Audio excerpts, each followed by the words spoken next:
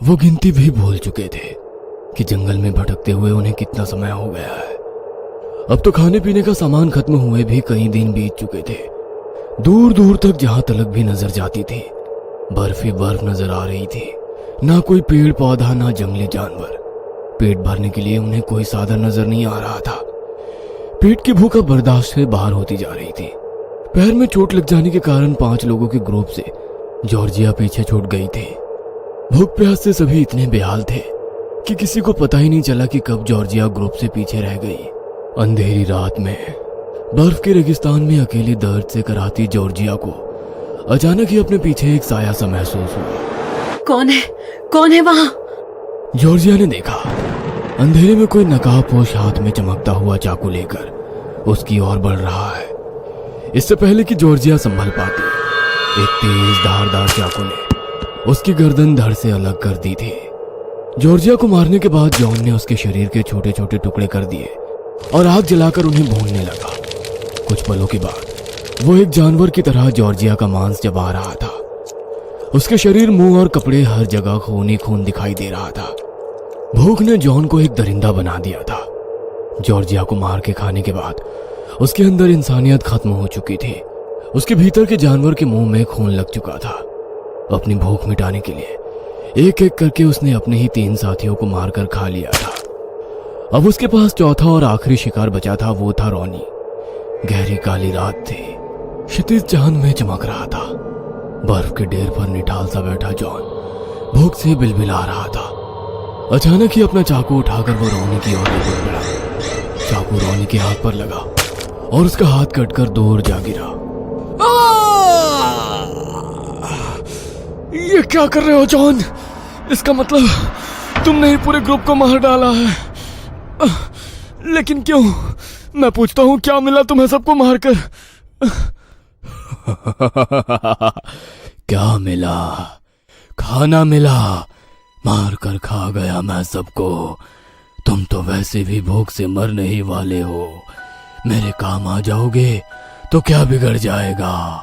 क्या कहा? छी, तुमने सबको मारकर खा लिया। आई कर्स यू जॉन, अपने दोस्तों को खाने वाले जानवर। तुम्हारी भूख कभी नहीं मिटेगी। तुम एक भूखे कमजोर जानवर बनकर यूं ही इस बर्फ में सड़ते रहोगे। हमें खाने में बहुत मजा आ रहा है ना? तुम्हारे शरीर को सैकड़ों कीड़े हर पल खाएंगे। न जी पाओगे, न मर पाओगे, बस सड़ते रहोगे यूं ही। रॉनी की बात सुनकर जॉन को गुस्सा आ गया और उसने चाकू को सीधा उसके सीने में उतार दिया। रॉनी एक भयानक चीख के साथ जमीन पर जा गिरा। जॉन को अपने दोस्तों को मारने का कोई अफसोस नहीं था। जंगली जानवर की तरह उसने रॉनी के शरीर को भी कुछ ही मिनटों में फाड़कर टुकड़े टुकड़े कर दिया था। न जाने ये रॉनी के श्राप का असर था या जॉन के अंदर के जानवर का वहशीपन कि आज जॉन ने मांस को भुने बिना ही यूं ही कच्चा खाना शुरू कर दिया। उसके हाथ में पकड़े मांस से खून टपक रहा था और जॉन उस टपकते हुए खून को देखकर पागलों की तरह हंस रहा था। जॉन, छोड़ दो उसे, छोड़ दो, छोड़ दो। शुभ की चीख सुनकर उसके दोस्त प्रशांत ने उसे झिंझोर कर उठाया। अबे उठ जा, कॉलेज नहीं जाना क्या? किस जॉन को बुला रहा था बे? अरे यार, आजकल मैं इंग्लिश नॉवेल द कैनिबल पढ़ रहा हूँ। उसमें ऐसी ऐसी चीज है कि मेरा दिमाग ही हिल गया है। लगता है अब तो सपने में भी मुझे वही सब दिखाई दे रहा है। अबे कम पढ़ा कर इंग्लिश नॉवेल। और ये कैनिबल जैसा कुछ नहीं होता। कोई अपने ही दोस्तों को मार कर खा सकता है क्या? इट इज टोटली फुलिश यार, फैंटेसी है यार। बस पढ़ और एंजॉय कर, ज्यादा सीरियस मत ले। चलो ना यार, अपन लोग मिलकर हिमाचल में नाइट आउट करते हैं। भाई अगर सच में कोई कैनिबल आ गया तो हम चारों मिलकर उसे खा जाएंगे। हम किसी कैनिबल से कम है क्या? शुभ की बात सुनकर सारे दोस्त हंसने लगते हैं।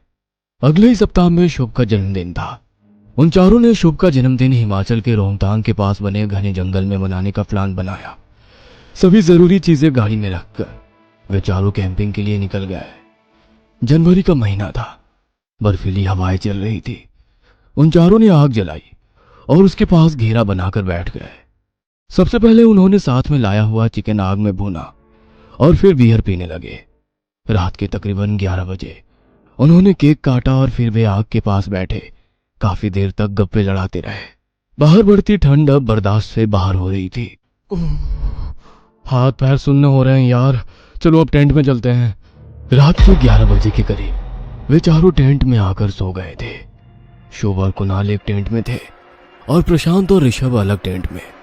गहरी नींद में शुभ को एहसास हुआ जैसे कोई भारी भरकम सी चीज जमीन पर रगड़ रही हो। उसने धीरे से आंख खोली तो उसे अपने टेंट के बाहर कोई आकृति हिलती हुई दिखाई दी। कुणाल उठ यार, देख कुछ है हमारे टेंट के बाहर। अरे यार प्रशांत होगा, वही है भटकती आत्मा, उसे नींद नहीं आ रही होगी। नहीं यार, कुछ और ही है, बाहर से बहुत गंदी बदबू आ रही है यार। शिट, हमने फॉरेस्ट डिपार्टमेंट से परमिशन नहीं ली थी, उन्हें पता तो नहीं चल गया हमारे कैंप का। इतना कहकर कुणाल टेंट से बाहर निकल कर आया। शुभ यार, कोई भी नहीं है यहाँ तो, कोई जंगली जानवर रहा होगा, भाग गया लगता है, चलो सो जाते हैं। टेंट की तरफ लौटते हुए शुभ ने देखा बर्फ में नीचे लगभग 1.5 फीट लंबे पैरों के निशान बने हुए थे। वो कुछ समझ नहीं पा रहा था। कुणाल और शिव वापस अपने टेंट में आकर लेट जाते हैं। कुछ देर बीतने के बाद प्रशांत की आंख खुलती है। ऋषभ तू टेंट में ही रहना, लगता है कोई जानवर है आसपास, मैं देखता हूँ। अपनी पिस्टल संभालता हुआ प्रशांत टेंट से बाहर आ गया। बाहर आकर उसने देखा कोई आकृति तेजी से टेंट से दूसरी तरफ भाग रही है। कौन है, कौन है वहां, रुक जाओ। प्रशांत की आवाज सुनकर शुभ भी अपने टेंट से बाहर निकल आया। सामने देखा तो ऋषभ भी परेशान सा खड़ा नजर आया। क्या हुआ ऋषभ, कहाँ है प्रशांत? यार पता नहीं, कुछ था वहाँ, कुछ 10-12 फीट ऊंचा उस तरफ भागा तो प्रशांत भी उसके पीछे पीछे दौड़ गया। भाई मुझे तो डर लग रहा है। डर क्यों रहा है यार, जानवर आग के पास नहीं आते, चल आग जलाते हैं। भाई जानवर नहीं था वो, कोई जानवर 12 फीट होता है क्या? 2 पैर पर चलने वाला 12 फीट का कोई राक्षस था वो। तेरी उतरी नहीं है क्या? मैं सच बोल रहा हूँ यार, कुछ है वहाँ। यार प्रशांत कहाँ गया अब, यहाँ अकेला रहना सेफ नहीं है। अच्छा चल दोनों साथ में चलते हैं। मैं नहीं आ रहा यार, मुझे बहुत डर लग रहा है, मैं अपने टेंट में ही रहूंगा। भाई पहले प्रशांत को ढूंढते हैं फिर निकलते हैं यहाँ से। प्रशांत, प्रशांत तू है कहाँ यार, प्रशांत। शुभ प्रशांत को आवाज लगाता हुआ जंगल में आगे बढ़ रहा था। तभी उसे एक पेड़ के पीछे प्रशांत दिखाई देता है। कहाँ चला गया था यार, तूने तो जान निकाल दी। प्रशांत शुभ को इशारे से एक तरफ उंगली दिखाकर चुप रहने को कहता है। शुभ जैसे ही पलट कर देखता है उसके पांव के नीचे से जमीन निकल जाती है। ऋषभ के ठीक सामने एक पेड़ जितनी लंबाई का कोई जीव खड़ा था। उसका शरीर गंदा और बदबूदार था। शरीर जैसे हड्डियों का ढांचा था, जगह जगह शरीर का मांस सड़ रहा था और सैकड़ों कीड़े उसके शरीर पर रेंग रहे थे। उसकी आंखें किसी बल्ब की तरह चमक रही थी और वो खड़ा किसी जानवर की तरह गुर्रा रहा था। उसे देखकर ऋषभ लड़खड़ा कर नीचे गिर पड़ता है। ये क्या है, कोई बचाओ, बचाओ मुझे। ऋषभ इससे पहले कुछ कह पाता उस देव ने ऋषभ की आंखें नोच कर बाहर निकाल ली थी। ऋषभ जमीन पर पड़ा छटपटा रहा था। प्रशांत शूट दिस डेमन, शूट। प्रशांत ने जैसे ही पिस्टल उसकी तरफ घुमाई वह बिजली की तरह प्रशांत पर टूट पड़ा।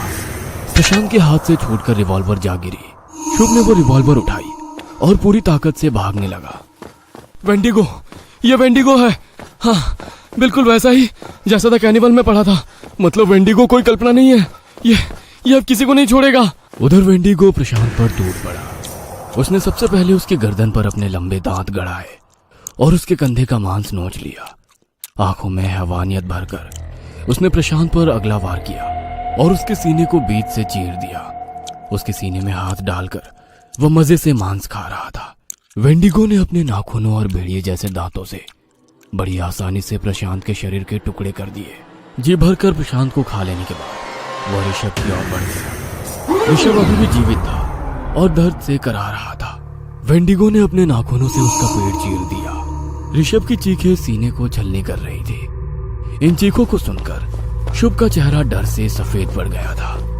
दौड़ते हुए उसे अपना अंत सामने दिखाई दे रहा था। जितनी देर तक वेंडिगो प्रशांत और ऋषभ को खाता रहा उतने समय में शुभ टेंट तक पहुंच गया था।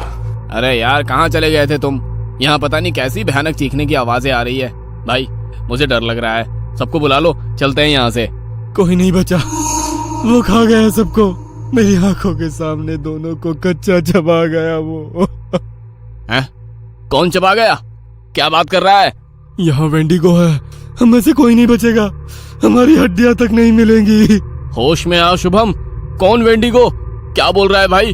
कैनिवल है वो, मैंने बुक में पढ़ा है। उसे अब तक हमारे मांस की महक आ गई होगी। उन दोनों को खाने के बाद अब वो हमारे पास ही आ रहा होगा। तो तूने किताब में पढ़ा होगा ना, ये मरेगा कैसे? बता भाई, क्या करे, कैसे इससे पीछे छुड़ाए? कुणाल की बात सुनकर शुभ ने आग जला दी और दोनों टेंट की ओट में छिप गए। उनके हाथ में जलती हुई लकड़ी थी। कुछ पल के बाद शुभ को अपने पास से सड़े हुए मांस की बदबू आने लगी। वो आसपास ही है, कुणाल अलर्ट रहना। तभी वेंडिगो पास वाले पेड़ से किसी 4 पैर वाले जानवर की तरह नीचे उतरने लगा। उसके लंबे खून से सने नाखून बेहद डरावने लग रहे थे। नीचे उतरकर उसने अपनी लंबी सी जीभ बाहर निकालकर जोर से हिलाई और उसके बाद वो बिजली की तेजी से शुभ के हाथ पर टूट पड़ा। शुभ जानता था अगर उसके हाथ कमजोर पड़ गए तो बस इसी पल वेंडिगो की जीत हो जाएगी। इसलिए वेंडिगो के हमले से घायल होकर भी उसने आग वाली लकड़ी नहीं छोड़ी और वेंडिगो के शरीर को उससे जलाने लगा। वेंडिगो घबराकर दूर हटने लगा। शुभ, शूट करो इसको जल्दी। शुभ ने आव देखा न था, झट से 3 गोलियां उसके भीतर उतार दी। एक भयानक चीख के साथ वेंडिगो नीचे गिर पड़ा। उसी पल कुणाल और शुभ ने अपनी लकड़ियों से उसके लकड़ी के सींगों को आग लगा दी। वेंडिगो चीखते हुए जलकर राख हो गया था। कुणाल, इससे पहले कि कोई और मुसीबत आए, चलो यहाँ से। दोनों गाड़ी से जंगल के बाहर निकल रहे होते हैं। तभी ये क्या हो रहा है? मुझे मेरा पूरा शरीर दर्द से टूट रहा है। ऐसा लगता है मेरी हड्डियां चटक रही है। क्या हुआ भाई? तू ठीक है? तू इधर बैठ, गाड़ी मैं चलाता हूँ। गाड़ी रुकवाकर कुणाल ड्राइविंग सीट पर बैठने के लिए आता है तो देखता है गाड़ी के अंदर शुभ तो है ही नहीं, बस एक वेंडिगो ड्राइविंग सीट पर बैठा गुर्रा रहा है। शुभ के दरवाजा खोलते ही वेंडिगो ने अपने भयानक दांत उसके सीने में घुसा दिए थे। कुणाल खून से लथपथ नीचे गिर पड़ा था। वेंडिगो लपक कर उसके सीने पर बैठ गया और उसके सीने में हाथ डालकर उसका मांस नोच कर खाने लगा। शुभ ने किताब पूरी नहीं पढ़ी थी। किताब के पेज नंबर 105 पर लिखा था, वेंडिगो का अंत नहीं किया जा सकता। ये कोई जानवर नहीं, एक श्राप है। वेंडिगो को मारने वाला ही इस श्राप का अगला शिकार बन जाता है।